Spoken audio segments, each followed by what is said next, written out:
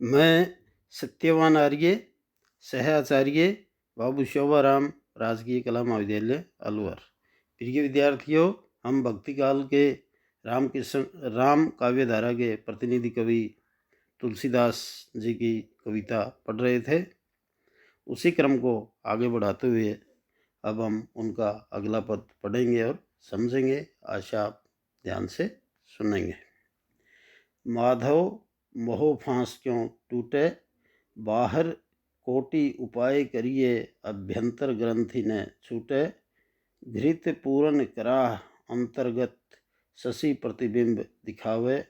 ईंधन अनल लगाए, कल्पसत ओंटत नाश न पावे। तरु कोटर में बस विहंग, तरु काटे मरे न जैसे। साधन करिए विचारहीन मन, शुद्ध होई नहीं तैसे। अंतर मलिन विषय मन अति, तन पावन करिए पखारे। मरई न उरग अनेक जतन, बल्मीक विविध विधि मारे।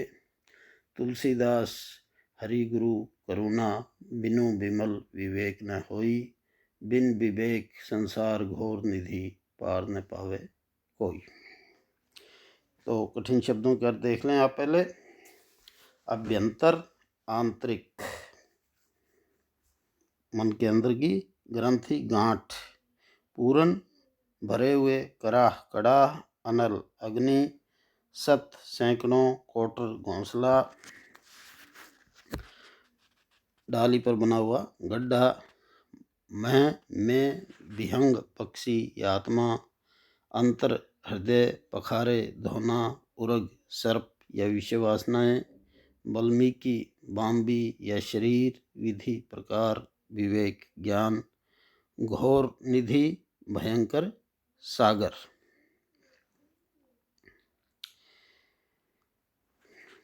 अब देखें आप। माधव मोह फांस क्यों टूटे, बाहर कोटि उपाय करिए, अभ्यंतर ग्रंथि न छूटे। भक्त कवि तुलसीदास कह रहे हैं कि हे माधव, भगवान राम, यह संसार के प्रति मोह की फांस कैसे टूटेगी। कारण, बाह्यतः करोड़ों उपाय करने पर भी आंतरिक या हृदयगत ग्रंथि नहीं छूट सकती, और मोह हृदयगत ग्रंथि है, बाह्य नहीं है। अतः इसको खोलने और छुटकारा पाने के लिए तो अंतर से ही प्रयास करना चाहिए। घृत पूरन करा अंतर्गत, शशि प्रतिबिंब दिखावे। ईंधन अनल लगाए, कल्पसत ओटत नाश न पावे। तुलसीदास जी कह रहे हैं कि घी से परिपूर्ण कड़ा रूपी हृदय में चंद्रमा या विषय आदि का प्रतिबिंब दिखता है।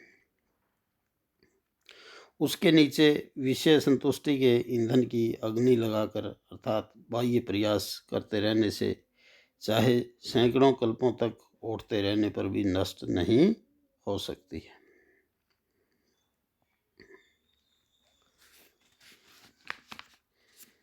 यानी जिस तरह से घी से भरे हुए कड़ाहे में चंद्रमा का प्रतिबिंब दिखाई देता है, ठीक उसी प्रकार से हृदय में भी विषय वासनाओं की का प्रतिबिंब दिखाई देता है। जिस प्रकार किसी वृक्ष के कोटर में निवास करने वाला पक्षी केवल वृक्ष को काट देने से नहीं मरता, उसी प्रकार विचार रहित अर्थात मूर्खता भरे हुए मन से अनेकों प्रयास करने पर भी मन शुद्ध नहीं होता। साधन करिए विचारहीन मन, शुद्ध होई नहीं तैसे। अंतर मलिन विषय मन अति, तन पावन करिए पखारे। मरई न उरग अनेक जतन, वाल्मीकि विविध विधि मारे। और तुलसीदास जी कह रहे हैं कि विषयों में अत्यधिक आसक्त हुआ मन अंदर से मलिन होने पर केवल शरीर को धोकर पवित्र नहीं होता। ठीक उसी प्रकार जैसे कि बाम्बी सांप के बिल को विभिन्न प्रकार से मारते रहने पर भी उसमें अंदर छिपकर रहने वाला सर्प नहीं मरता है। इसी प्रकार शरप रूपी बांबी पर अनेक पाखंड भरे बाह्य साधनाओं के प्रहार करते रहने से डर में रेंगते रहने वाला मोह रूपी सर्प समाप्त नहीं हो सकता। तुलसीदास हरि गुरु करुणा बिनु विमल विवेक न होई, बिन विवेक संसार घोर निधि पार न पावे कोई। और तुलसीदास जी कह रहे हैं कि परमात्मा रूपी गुरु की करुणा भरे दया भाव के बिना पवित्र ज्ञान नहीं प्राप्त होता, और बिना इस ज्ञान की प्राप्ति के संसार रूपी भयंकर सागर का पार कोई नहीं पा सकता। आशय यही है कि संसार सागर को पार करने के लिए ज्ञान पाना अनिवार्य है, और इसको पाने के लिए परमात्मा या राम रूपी गुरु की आवश्यकता है। तो विद्यार्थियों, यहाँ ज्ञान की महत्ता, गुरु का गौरव और बाह्य पाखंड भरी साधनाओं का के बारे में संकेत किया गया है। उदाहरण रूपक, अनुप्रास आदि अलंकारों का प्रयोग भी हुआ है। अगला पद देखें। जो निज मन परिहरै विकारा,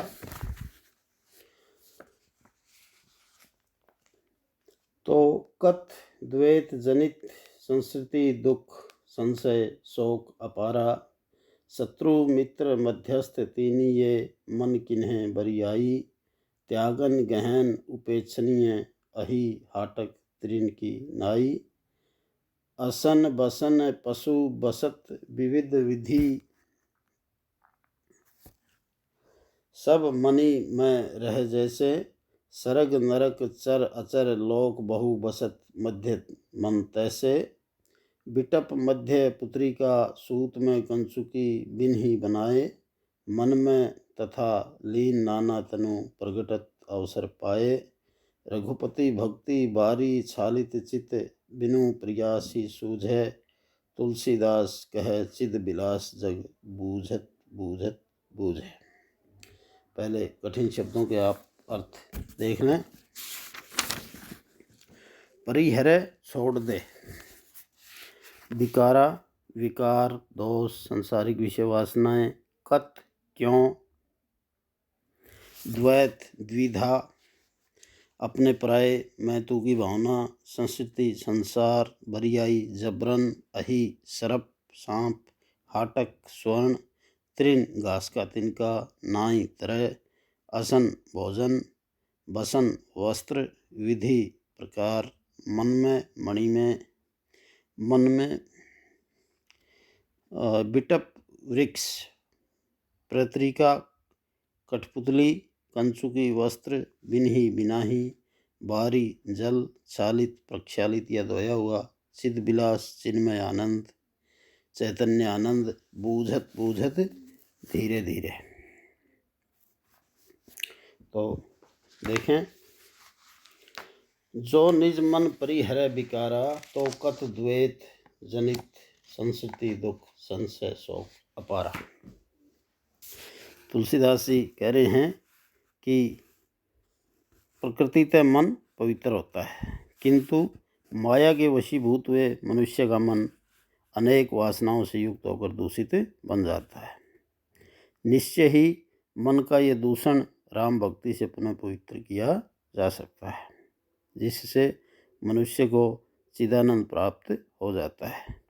मन की इसी स्थिति को प्रकट करते हुए कविवर तुलसीदास आत्म प्रबोध रूप में कहते हैं कि यदि मेरा मन अपने में व्याप्त विभिन्न विषय वासनाओं रूपी विकारों को छोड़ दे, तो फिर द्वैत भाव से उत्पन्न होने वाले विभिन्न सांसारिक दुख संदेह और उनके फलस्वरूप प्राप्त होने वाला अपार शोक मन को क्यों हो।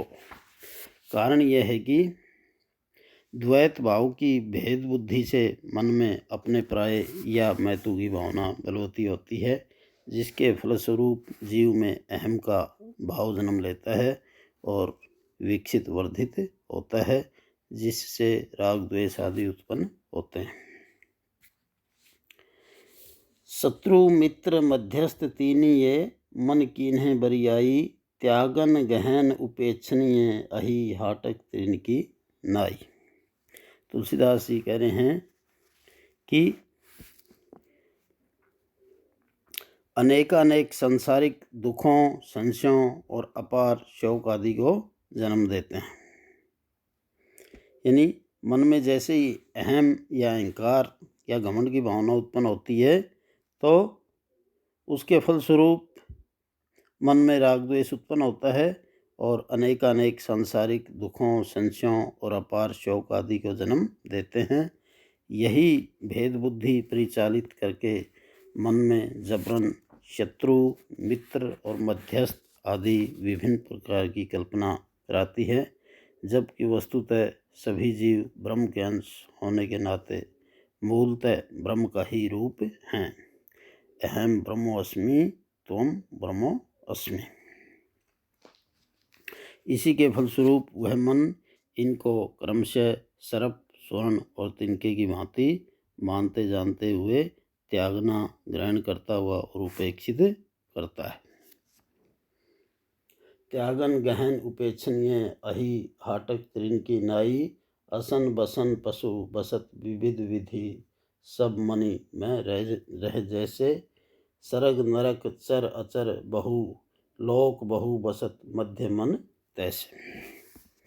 तुलसीदास जी कह रहे हैं कि यही भेद बुद्धि परिचालित करके मन में जबरन शत्रु, मित्र और मध्यस्थ आदि विभिन्न प्रकार की कल्पना कराती है, जबकि वस्तुतः सभी जीव ब्रह्म के अंश होने के नाते मूलतः ब्रह्म का ही रूप हैं। अहम ब्रह्मोऽस्मि, त्वं ब्रह्मोऽस्मि।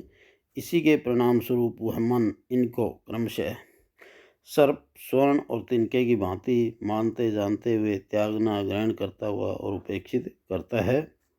हमारा मन इस अकाट्य सत्य को भूल जाता है कि जिस प्रकार एक मणि में अथवा मन में भोजन, वस्त्र, पशु और अन्य अनेक प्रकार की वस्तुएं निहित होती हैं, क्योंकि मणि के बहुमूल्य से ये सभी अल्पमौली वस्तुएं प्राप्त की जा सकती हैं। उसी प्रकार स्वर्ग, नरक, जड़ चेतन और अन्य बहुत से लोग आदि भी मन में ही निहित रहते हैं, अर्थात ये सब भी मन की ही कल्पना मात्र है। बिटप मध्य पुत्री का सूत में कंचुकी बिन ही मनाए, मन में तथा लीन नाना तनु प्रकटत अवसर पाए। तुलसीदास जी कह रहे हैं कि जिस प्रकार वृक्ष में वह लकड़ी जिससे पुतलियों का निर्माण किया जाता है, कठपुतली और सूत में बिना बुना या बनाया गया वस्त्र गुप्त रूप में रहता है, उसी प्रकार मन में भी कल्पना रूप में अनेक तन छिपे होते हैं जो अवसर पाकर प्रत्यक्ष हो जाते हैं। आशय ये भी है कि जिस प्रकार पुतली और वस्त्र की सत्ता मूलतः वृक्ष और सूत पर निर्भर करती है, उसी प्रकार अनेक तनधारियों की सत्ता मन पर निर्भर करती है। रघुपति भक्ति बारी छालित चित, बिनु प्रयासी सूझे, तुलसीदास कहे चिद बिलास जग बूझत बूझत बूझे। और तुलसीदास जी कह रहे हैं कि ये सत्य ज्ञान राम की भक्ति रूपी जल से प्रक्षालित हुए मन को बिना कोई प्रयत्न किए ही आत्मज्ञान के रूप में सूझ जाता है। तुलसीदास अपनी इस मान्यता को स्पष्ट कहते हैं कि संसार के प्राणियों को यह चिदानंद धीरे धीरे ही समझ में आता है, क्योंकि पहले मन को विकार रहित करना पड़ता है, फिर पवित्र साधनों की सहायता से शुद्ध करना पड़ता है, फिर क्रमशः राम भक्ति के प्रभाव से